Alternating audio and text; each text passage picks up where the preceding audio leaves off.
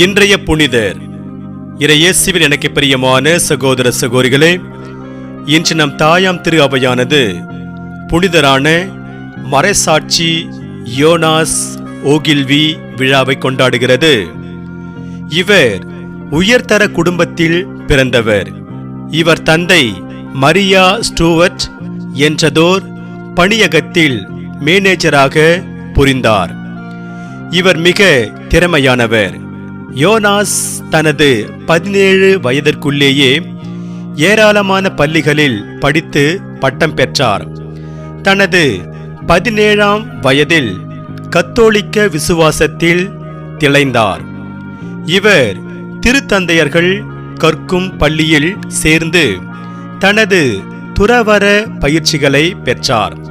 பின்னர் 1599இல் இயேசு சபையில் சேர்ந்தார். ஏறக்குறைய 10 ஆண்டுகள் கிராஸ், ஆஸ்திரியா நாடுகளில் மிக முக்கிய பணிகளுக்கு பொறுப்பேற்றார். 1610ஆம் ஆண்டு பாரிஸ் நகரில் குரு பட்டம் பெற்றார். அதன் பிறகு மீண்டும் தன் தாய் நாடான ஸ்காட்லாந்திற்கு திரும்பினார். அதன் பிறகு எடின்பூர்க் என்ற இடத்தில் வழக்கறிஞர் பணியாற்றிய ஒருவரின் மகனுக்கு கல்வி கற்றுக் கொடுத்தார். இவர் கத்தோலிக்க விசுவாசத்தை கண்ணும் கருத்துமாக இருந்து பரப்பினார். இதனால் பலமுறை சிறைப்பிடித்து செல்லப்பட்டார். இவர் 1614ஆம் ஆண்டு கிளாஸ்கோவில் மறைபரப்பு பணியில் ஈடுபட்டிருக்கும் போது மீண்டும் சிறைப்பிடித்து செல்லப்பட்டார்.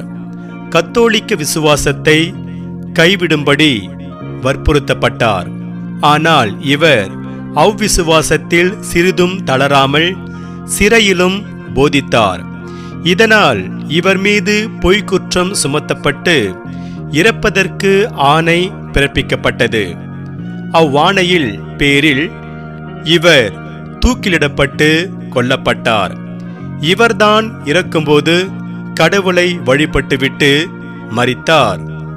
தேர்ந்து கொண்டவரோடு உடன்படிக்கை செய்து கொண்ட எம் இறைவா, தனது இறுதி மூச்சு வரை உம்மீது கொண்ட இறை விசுவாசத்தில் சிறிதும் தளராமல் உம்மை பற்றிக்கொள்ள புனித யோவானாசிற்கு அருள் கூர்ந்தீர்.